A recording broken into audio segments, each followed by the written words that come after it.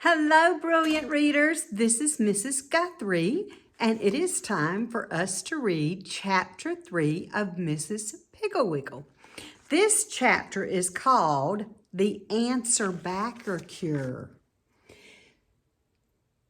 This chapter has a really interesting word in it. The word is impudent, and that word means disrespectful or rude, sort of like if you have the attitude like, how dare you tell me what to do, or how dare you get on to me? That would be being impudent, and that's considered rude, and there's not an adult on the planet who likes for a child to act impudent. So let's see let's read that word in this chapter and see how Mrs. Piggle-Wiggle suggests that this mother can cure the answer backer child that she has.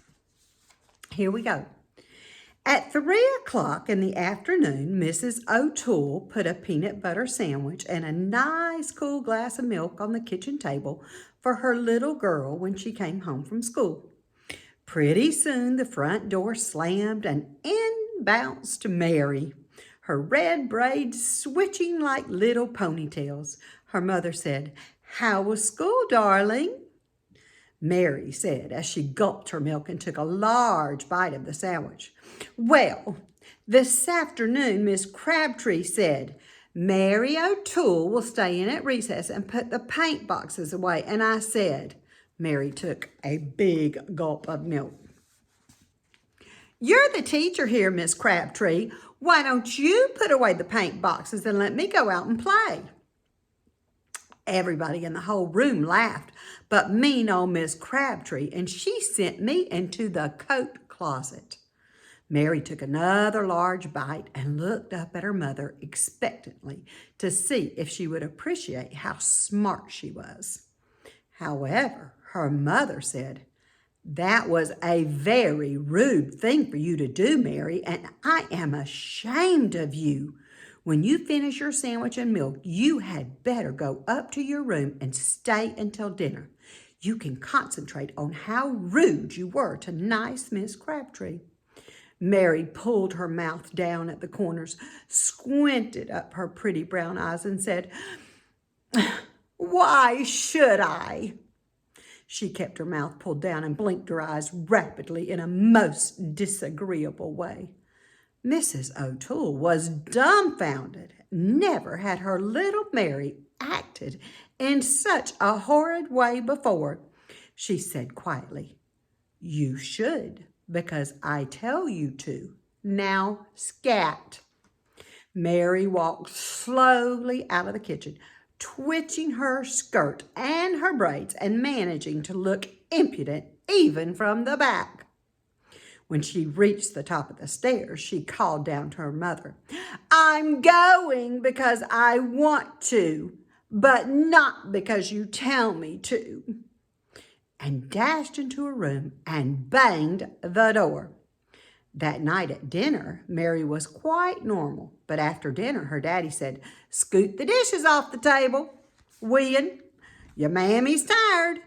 And his dear little Wheein, instead of jumping up and doing what she was told, pulled her mouth down until she looked like a sad jack-o'-lantern, squinted up her eyes and said, "I'll do it because I want to, but not because you tell me to. Anyway, you eat here. Why don't you clear the table?" She blinked her eyes rapidly. Her father looked as though he might be going to have to give her a spanking. But then he noticed that it was time for the news, so instead he went into his study, turned on the radio, and lit his pipe. Mary did clear off the table, and she dried the dishes, but she kept blinking her eyes and muttering. The next morning, her mother said, "Please hurry with your breakfast, Mary. The children are waiting, and you'll make them late for school." Mary pulled down her mouth and began blinking. She said, "I'm the one who's eating breakfast, madam." She pronounced it matam. Mary's mother sighed and said, "If you only knew how unattractive you look when you talk like that, you would stop right now." Mary mumbled something into her mush, then grabbed her sweater and slammed out the front door. Mrs. O'Toole went to the telephone and called her friend, Mrs. Ragbag. She said, "Hello, Mrs. Ragbag. Have you noticed any changes in Calliope lately?" Mrs. Ragbag said, "Well, no, I can't say I have, Miss O'Toole. She seems to be studying hard in school, and she eats and sleeps well. Have you noticed anything wrong with her?" Mrs. O'Toole said, "No, it's not Calliope I'm worried about. It is Mary. Yesterday afternoon she came home from school and she seemed perfectly normal and she looked all right, but she told me how very impudent she had been in school. I punished her, of course. In fact, I sent her to her room to stay until dinner, but she was impudent to me. She was rude to her father, too. I just cannot understand it. I thought perhaps all the children were acting this way. She pulls down her mouth, squints up her eyes, and blinks. She looks hideous." Mrs. Ragbag said, "Oh, I am so sorry, Mrs. O'Toole, because Mary has always been such a dear little girl. I don't know what to suggest. Why don't you call Mrs. Keystop? You know what a problem that little Chucky is. She should have some ideas." Mrs. O'Toole said, "Thank you very much, Mrs. Ragbag. I'll call Mrs. Keystop right now." So she called Mrs. Keystop, but she wasn't at home, and the maid, Nora, answered the phone. Nora said, "Sure, and Mrs. Keystop ain't home, Mrs. O'Toole, but how is that dear little Mary, the one with the beautiful braids?" Mrs. O'Toole said, "Oh, Nora, that is just why I called. Mary has suddenly become so impudent. She answers back and she pulls her mouth down and squints up her eyes and blinks. She started yesterday and I'm so upset. I called to ask Mrs. Keystop if she had ever had similar trouble with Chucky." Nora said, "Sure, and there ain't any trouble she hasn't had with Chucky. He's so rude he talks back to himself, but I'm thinking you best call Mrs. Piggle-Wiggle. That little woman has forgotten more about children than we'll ever know. She even taught Hubert Prentice to pick up his toys. Now there's a spoilt child." Mrs. O'Toole said, "Oh, thank you so much, Nora. I should have thought of Mrs. Piggle-Wiggle in the first place. I'll call her right now." Mrs. O'Toole called Mrs. Piggle-Wiggle and said, "Oh, Mrs. Piggle-Wiggle, I am so worried about my little girl, Mary." Mrs. Piggle-Wiggle said, "I know Mary. She has such beautiful red hair and such lovely brown eyes." Mrs. O'Toole said, "Well, she still has the hair anyway, but her eyes don't look pretty anymore. She squints them up, pulls her mouth down, and then blinks." Mrs. Piggle-Wiggle said, She answers back and is impudent, isn't she?" Mrs. O'Toole said, "Yes, she is, but how did you know? I do hope that she hasn't been rude to you." Mrs. Piggle-Wiggle said, "Oh, no, Mary is always very polite to me, but I can recognize the answer backer symptoms." "When was she first impudent?" "Yesterday afternoon, right after school. She was rude to dear Miss Crabtree, her teacher, and when I sent her to her room, she made this hideous face and said, 'I'll do it because I want to, not because you tell me to.' Mrs. Pigwiggle, she walks in such a way that her braids twitch and even her back looks impudent." Mrs. Piggle-Wiggle said, "Don't worry so, Mrs. O'Toole. Some of the most charming children I know were once answer-backers. Fortunately, Mary has only just begun, so she can be cured in no time at all. You drop by here after lunch, and I will give you Penelope Parrot to keep for a while. Mrs. Garrison has been using Penelope, but she has had her for a month now, and Gary should be cured by this time.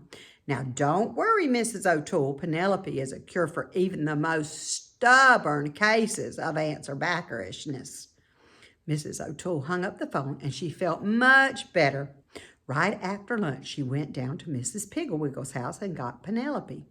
Penelope Parrot was a large, cross-looking green bird who blinked rapidly. Mrs. Piggle-Wiggle said as she handed the cage to Mrs. O'Toole, Fortunately for you, Penelope will only talk to children.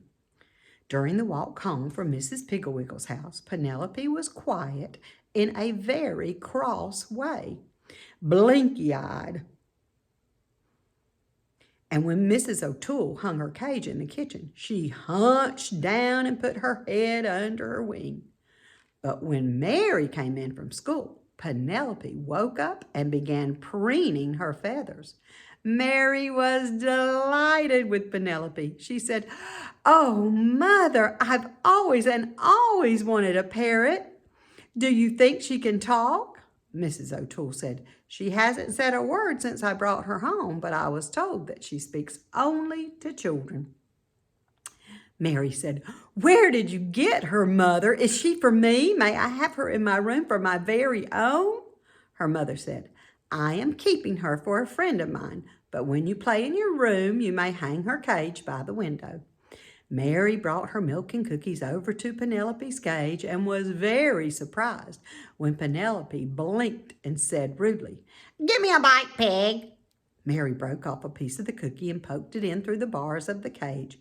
Penelope snatched it and said, "Thanks, Pig." Mary turned to her mother. "She's certainly not very polite, is she?" Her mother said, "Perhaps she has been around rude people. After all, she is only a parrot and repeats what she hears." Penelope blinked her eyes and said, "Oh yeah, oh yeah, oh yeah." Mrs. O'Toole looked a little shocked, but Mary laughed and said, "May I bring the children in to see her, Mother? May I?" Before Mrs. O'Toole could answer, Penelope began hopping up and down and blinking and yelling, "Say, are you the boss around here? Are you the boss around here? Are you the boss around here?" Mary's mother said, "I am the boss around here, Penelope, and if you are not more courteous, I'll put a cloth over your cage." Penelope blinked and muttered. Mary bounced up and down excitedly. "What will that do, Mother? What will that do to Penelope?" Mrs. O'Toole said, "If I put a cloth over her cage, she will think that it is night and go to sleep." Penelope squawked, "I'll do it because I want to, but not because you tell me to." Mary was certainly surprised at that because she thought that she had made up that brilliant remark. She didn't dare to look at her mother, so she put on her sweater and went out to find her playmates. Pretty soon she came back with 5 little friends, and they spent the afternoon standing around Penelope's cage and laughing at her rude remarks. This worried Mrs. O'Toole. If Mary thought Penelope was so amusing, then perhaps she would imitate her and become ruder than ever. So she called Mrs. Piggle-Wiggle. She said in a low voice so the children in the kitchen could not hear, "Mrs. Piggle-Wiggle, I am rather worried because although Penelope is very rude to the children, they don't mind at all. Mary thinks she is very funny and laughs at everything she says." Mrs. Piggle-Wiggle said, "Just remember, Mrs. O'Toole, that this is only the first day with Penelope. Let Mary be with her as much as she wishes.